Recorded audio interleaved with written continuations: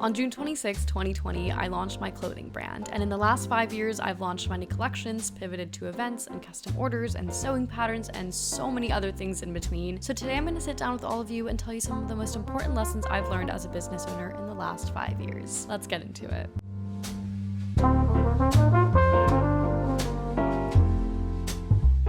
I've been waiting to make this video for so long. I hit my 5-year mark on June 26th of this year, 2025. I've just been waiting for the right time to be able to sit down and kind of put together all of my thoughts and tell you guys kind of everything I've learned through the last 5 years. Usually when you start a business, you make a 5-year plan and you kind of think about all these things that could happen in 5 years, and 5 years feels like so long, and so you start planning all these really big, crazy things. And when I first started my business, I was living at home with my parents in Indiana during COVID, and I just like could not even fathom where I could be in the next 5 years, and I don't think I could have guessed where I am now in so many different ways. Like, for one, I didn't even know I would end up in LA. Like, that was not in the back of my mind at all. That just kind of ended up coming to me in life, which was one of the greatest decisions I've ever made in my life. Like, I am so happy to be here in LA, and it has been so wonderful for me and my business, but that's not something I even like thought about when I first started my business. I also didn't think I would still be solely making everything myself. I really thought I would have a manufacturer by now. So that's something that kind of changed within my 5-year plan of business. And I'm not saying this to deter you from making a 5-year plan, because I do think it's good to have goals and dreams and kind of set up a process to get to those goals, which I think is kind of the point of making a 5-year plan, a 1-year plan, 6-month plan, whatever it is. I think it's just a way to see a goal and then be like, okay, what are the steps I can take to get there? So I'm very pro making plans, but it is crazy how different life turned out than what my plans were. So I kind of want to talk through some of like the key things I've learned. And I think the nature of having a business is that you're just constantly learning. Every single day you learn something new. Every single year you get these big realizations and you do things differently and you change the way you operate and all these things. And I think that's something I really love about having a business, is that I never feel like an expert in it, because I'm always figuring out new things and learning new things, and there's always kind of new processes to implement. And I don't know, I love this like ever-changing, ever-learning environment. So I've compiled a list of things that I think have been important that I've learned, that are hopefully maybe a little bit different from other people and things. Some are pretty general in business sense, and others are a little bit more specific to maybe fashion or running your own clothing brand, but I feel like overall can probably be applicable to a lot of different businesses. So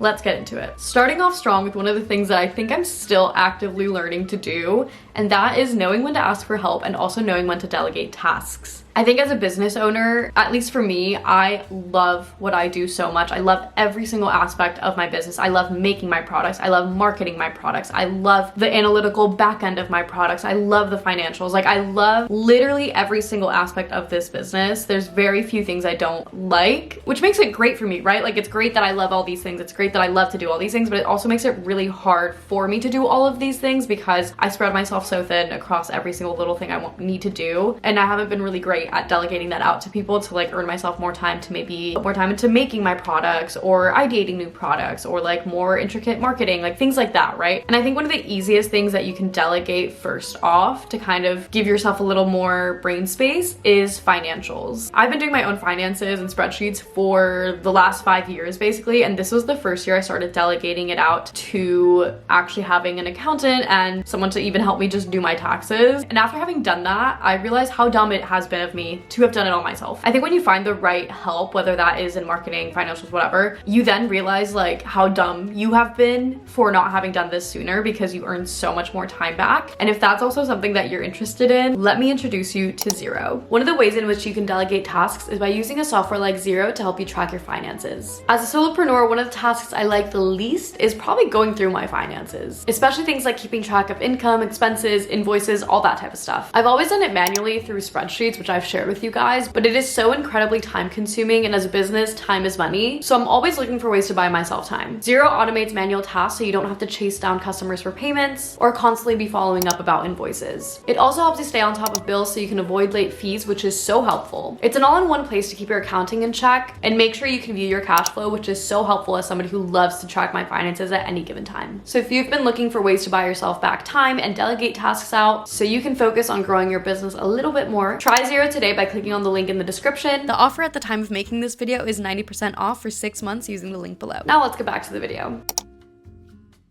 Okay, the next big thing I've learned in business, which also kind of took me a long time to learn, but I think I'm quite good about it now, it's knowing when to pivot. I think as a business owner, you tend to have this really specific idea of what you want and how you're gonna go about it, right? That's where like your 5-year plan comes in. It's like you have this specific idea in your head and you're like, this is how I'm gonna get to it. We're gonna do ABC to get there. And then when you actually start doing it, maybe it does work out perfectly the way you had planned it, and that does happen. But a lot of the times there's a lot of external factors that kind of affect it and things don't go the way that you thought they would, whether that is a global pandemic or whether that's tariffs that have been imposed or whatever it is. There's a lot of external things that can affect your business, and knowing how to pivot your plan or your strategy is really, really important to making sure you continuously succeed. So for example, I pivoted actually really early on, and I think this is a pivot nobody remembers because it was so early on. But when I first launched my brand, it was not a made to order brand. It was like I made small batches of everything kind of brand. And when I launched, I had a little bit of backlash of people just being like, this isn't size inclusive, and you know, what if this, what if that? And I'm not saying you have to listen to literally every single piece of feedback you get on the internet, because sometimes it's not relevant to you and it's okay to not have this perfect plan and perfect business model. But I was able to be like, okay, there's this demand for more from me. What can I do to kind of meet that? And that's where I came in with the made to order model. And I was like, you know what? Not only does it make more sense in terms of size inclusivity and just like making sure to cater to a lot of different people, but it also made a lot of sense financially for me. And I think that's the important part too, making sure your decisions are beneficial to both your customer and yourself. So for me, the made to order model has been so good because say a specific piece sells mostly in smalls and mediums. And if I had been a pre-made batched order kind of brand, I would have all these extra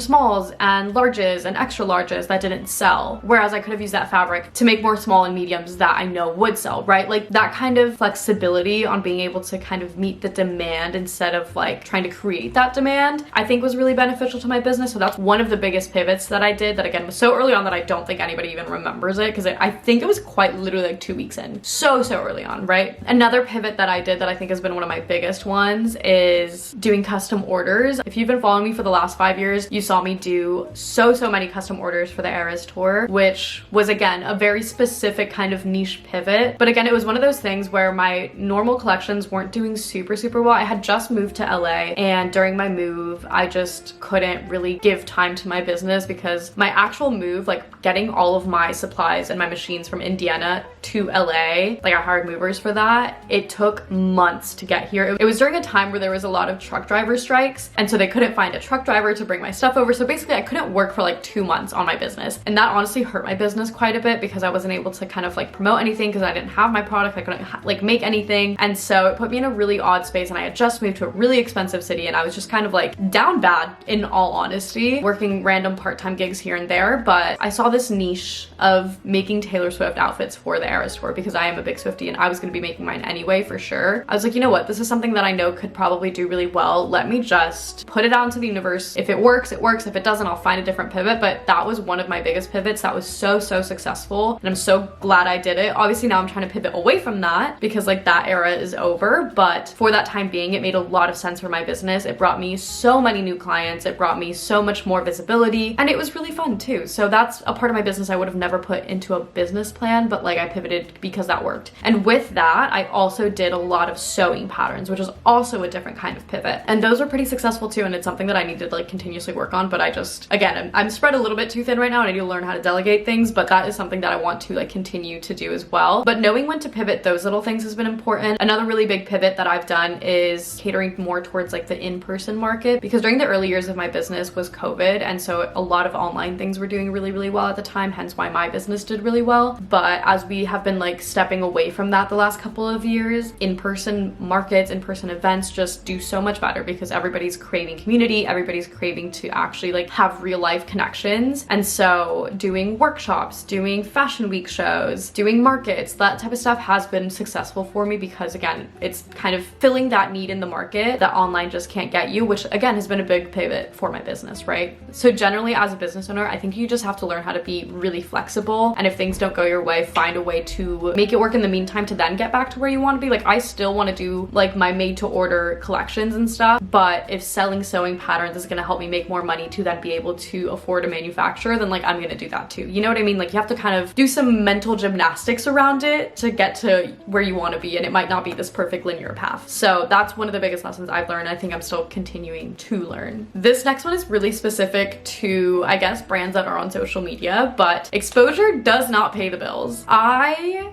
have done my fair share of free work and free collaborations and whatever with a lot of people, and to some extent they're good and fun, and I think there's a time and place for everything. But I also find that a lot of people really just want to take advantage of you and will tell you like, hey, you'll get all of this exposure and this exposure will for sure get you all these sales, and you know, they're really good at selling that idea to you. And at the end of the day, exposure has never paid my bills. It has never paid my bills. You know who has paid my bills? I have, not the exposure that other people get me. So I say this because I think you need to be really picky about collaborations. Again, I still do free kind of work with people, or I guess collaborative work with people, but for the most part, I'm so picky about who I work with, because as a business, like I need to put myself first and make sure I'm truly benefiting off of this. So even when it comes to events, like the events that I host with other designers, I do everything in my power to make sure that they get something out of it, even financially. Like if I do pop-ups with them, they get 100% of their sales. I'm not gonna like profit off of that off of you, because you're already paying to just like be at this event with me. So like this is me giving back to you. Like I try so hard to make it as fair as possible, because I do understand events are expensive and whatever, sometimes you do have to pay to be at an event. But if you're gonna pay to be somewhere and pay to be at an event that gets you all this exposure allegedly, make sure it is something that genuinely makes sense for you and gives back. Because I feel like I've done a few events that I paid to be there and I got literally nothing out of it, and all I got was an expensive bill. So I would just be really, really careful and strategic about like partnerships and collaborations. I think that's really important, because I think it's so easy to just want to say yes to everything, but sometimes you got to like step back and be like,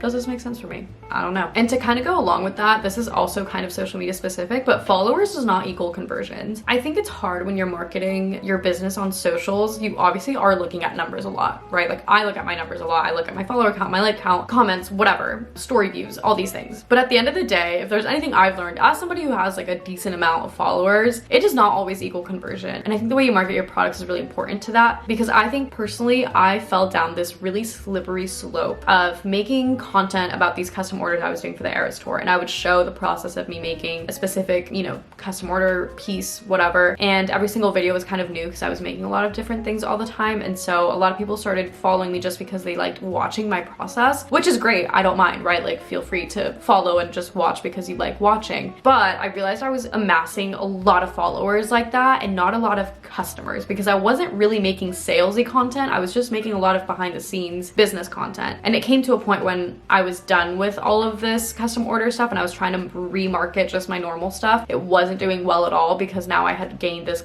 audience of people that expected to just see like fun sewing videos from me and not think of me as like a business. And so I do think it's like a very fine line of trying to figure out content that performs well, but that still circles back to your end goal of wanting sales, right? And customers. And so I say this because if you're frustrated about your follower count or whatever it may be, just because somebody else has more followers than you does not mean you have more sales. I can guarantee there's people with less followers than me that have more sales than I do. So that's something that I've had to learn. Like a lot of it is just vanity metrics, and it doesn't always equate to actual sales. So yeah, that's one that I've definitely had to learn. Social media is just a weird aspect of business these days. And furthering that, something that I think is important aside from having your social media presence as a business is to actually have an in-person presence. I have found that anytime I do something in person, I just connect so much more with my customers. I am somebody who likes to meet people. I like to be quite personable. I like doing markets and getting to chat with people and whatever. And I find that the more I'm able to kind of chat to people that could be potential customers, the more likely they are to actually be customers. Like there's just something about an in-person connection that you just cannot replicate online. And I think that's why in-person markets can be so successful. And granted, not every single in-person market that I've done has been successful. You can watch my videos on that. But I do think there's days where my in-person markets do better than what my online sales would have been that day. And that's simply because I just met somebody, they liked my story, they like what I do, and then they liked my product and bought it, right? A lot of time it's not just the product, it's also your story and you, and they want to support you. And so if if you're putting yourself out there to meet people who you could then tell your story to and your business ideas and all these things, they're more likely to connect with you and want to buy from you, which is why I've had a really big push this year to do more in-person stuff, because I just think you create a lot more loyalty that way with your customers. And to me, it's so important to have that loyalty and that connection to my customers. Like, I don't ever want them to feel like they're just another number on my sales list. Like, I care about them. I want them to know that like what they're getting from me is made totally from love from me, and I just want it to feel special, because I've always wanted my business to feel special. Like, to me, it's not just about like pushing product and like selling clothes. To me, it's this whole thing of wanting to make you feel special. And so if I'm able to meet you in person, you try on a dress that I've made, I'm there to be like, oh my god, this looks incredible on you, this is amazing, you look insane, whatever. Like, being able to even hype you up in person to me is so important. If you haven't done any sort of in-person experience with your business, I think that is something you should definitely look into, and that's something that has really helped me a lot. And it's also just fun. Like, it's so fun to get in-person feedback. It's so fun to see people have real-time reactions to your products, and it's so nice to put faces to names that you might see online. And along with that, this year specifically, I've had the opportunity to be in a retail store at the mall, which has also been really beneficial for me, because I've learned that as a business, you have a lot of different customer types, right? I have the customers that follow me on social media that like have seen my entire journey. They love what I do. They support me and my journey overall, and so they want to buy from me, right? Then you have the people that simply just see a cute top, a cute dress, whatever, and then they buy from me. And then they maybe follow my journey on social media or whatever. Then you have the people that meet me at in-person markets. They, you know, get to meet me, they hear my story, they see my products in person, and maybe they shop for me, follow me on socials, whatever. But then there's this other group of people that have no idea who I am, not a clue about me. All they do is see my pieces in store at the mall, they try it on, they think it's cute, and they buy it, right? And that has been a really interesting customer base to tend to, because they're solely buying the product, right? They're not really buying the story, they're not buying my personal connection to things, they're not buying this whole handmade thing. They're buying because they just like it. And I think that's really interesting, and it's really helped me realize which products are kind of my more wow products, or the products that kind of attract people the most. And it's something I kind of wish I would have done sooner. Obviously, the opportunity just hasn't come around until this year, but it's something I've really enjoyed doing, having my pieces in stock in person at all times. Even just having people be able to feel my pieces in person, try them on, because that's not something you can do with online stuff, especially with clothing, has been so cool. So if you have the opportunity to do that with your product-based business, whatever it may be, I think it's such a great opportunity, and I think you learn a lot from it. Like, I've definitely learned a lot more about which products are better to sell in person versus online. Also, which products sell best at this mall versus at a flea market versus online. Like, there's just a lot to learn about different customer bases, and it's been a really cool journey. So definitely do more in-person stuff. If you can be in a retail store, I think that's a really, really cool opportunity to learn a lot more about your customer base. And generally, just try to be in person more, try to connect with people in person. The next big thing I've learned that I think is honestly the key to my success anyway is transparency. And obviously, because I am a sustainable fashion brand, transparency is a really big part of my business and my business model. But I think generally being transparent about everything I do, whether that's the cost of things, how long it actually takes me to make things, whether things are doing well or not, which you don't have to ever go into specifics. I'm never going to tell you financially like where I'm at with things. Like, I'm not going to go to that level of transparency. I think there is a time and place for things, but just like the general transparency with your customer base, I think builds a lot of trust. And I think that's one thing that nobody can deny about me and my audience, is that they trust me because I've been so transparent and because I've shown them the entire process and what it really is like. And I think transparency and trust builds loyalty, which again, I think is so important to have in a customer base. So if there's anything that I would suggest doing, is just to be more transparent. Whether you manufacture your products elsewhere and you're talking about how long it actually even takes to go through that process. Say you've been working on a pair of pants for like a full year and you're finally launching, even being transparent about like, hey, it's taken 10 samples and 10 months and whatever timeline to even get these into production, builds a lot of trust with your audience, because they're seeing all the hard work you're putting into everything, and they're seeing how passionate you are about everything. It's not just this whole like, hey, I'm launching a new product, go buy it, here's my marketing strategy. It's a whole storyline, right? And I think the more personable you can be with your brand, the more likely you are to have that trust and loyalty with your customers. But I know not everybody likes to be the face of their brand or have this super personal connection to people. But I do think if you go down that route, it's a really great way to build trust. And I think trust is one of like the most important things you can have with your customers. I think the biggest lesson that I have learned in my last 5 years of running a business is balance. For the first few years of running my business, all I did was work. It was COVID, I was 20 years old, living at home with my parents. I eventually moved out on my own, but my friends were all still in college. I wasn't anymore, and so I didn't have any friends in my hometown. So all I did was work, like every single day of the week, Saturday, Sunday included. I did not go out, I did not have fun. All I did was sew and work, and obviously it paid off and it got me to be able to go to LA and get all these opportunities, but I was so depressed and mentally so unwell during that time, even though my business was booming. I just wish I would have balanced it more because I would have been happier with myself, and generally moving to LA has been really helpful for me for that. And that's not to say you have to move, I just needed to be in a new environment and make new friends, and I think once I did that, I was able to actually separate work life from my personal life and kind of have that balance, especially as somebody who works from home and works for myself. Scheduling in time to hang out with people or even just hang out with yourself is important. Like for the most part, every Wednesday, my girlfriends come over here and we have a little girls' night, which has been really cute and fun. I actively try to make plans every single weekend so that I'm not stuck at home working, because my issue is that if I'm home alone and I have nothing else to do, I'm gonna work. I don't care if it's a Saturday, I don't care if it's a Sunday. If I'm home and I'm alone, I'm probably working. And so actively making sure you have plans to go out and do other things, even if it's like having a date with yourself. I've been doing the Artist Way, which is a 12-week program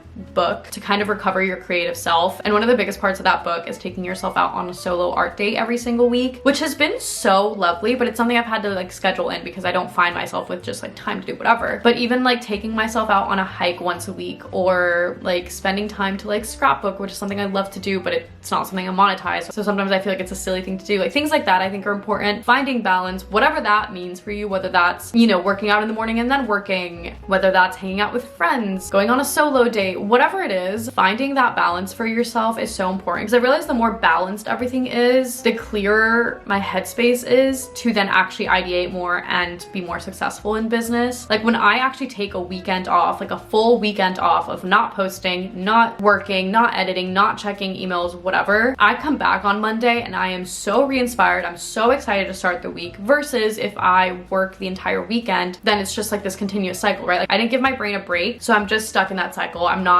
rested, I'm not recovered, I'm not ideating new things because I'm just stuck in that same hamster wheel. So finding that balance, getting rest, I think has been so important, and I think it's one of the things that has helped me in my personal life be happier, and also me in my business life be happier. And to conclude all of that, if you are 5 years into your business, I hope it's still something you love and enjoy, because if you don't love and enjoy your business, why are you doing it? I just think you should be passionate about what you do if it's something that you're creating for yourself. Like I don't think every person has to be passionate about their job if you're working like a normal 9 to 5, but if you are creating something, if you're building something, and if you're not passionate about it anymore, I would look inward and be like, why? Is it because I'm working too much? Do I need to find a better balance? Do I need to pivot? Like what is it that I need to do to make myself love this again? Because I've been there a few times of just like, I don't like this anymore, what am I doing? And usually it's the fact that I'm working way too much and not giving myself rest or balancing it with my personal life. And so finding those little tweaks has helped me re-love my business in so many different ways. And it also helps avoid burnout, which we've all had, but nobody wants. So finding that balance, make sure you love what you do, make sure it's still fun. And I think that's the best advice I can give you. I hope you guys enjoyed this video. It has been so long since I've done like a proper sit down video with you guys, and I've missed it. I love chatting. I love chatting business specifically. And it's just crazy to think that I've been doing this for 5 years at this point, 5.5 at this point actually, but I'm so excited to see where the next 5 years takes me. Do I have a plan for it? No, I do not. But what am I gonna do about it? I'm gonna just learn and pivot and listen to my customers and be transparent about the process and make sure I enjoy what I do, and then it'll all work itself out. I do really believe that. Thank you guys so much for watching. Obviously, if you want to shop my brand or keep up to date with anything that I do, my website is linked down below, and so are my socials. Also, don't forget to check out Zero, linked in the description as well. And that is it for today's video. I will see you guys in the next one. Bye!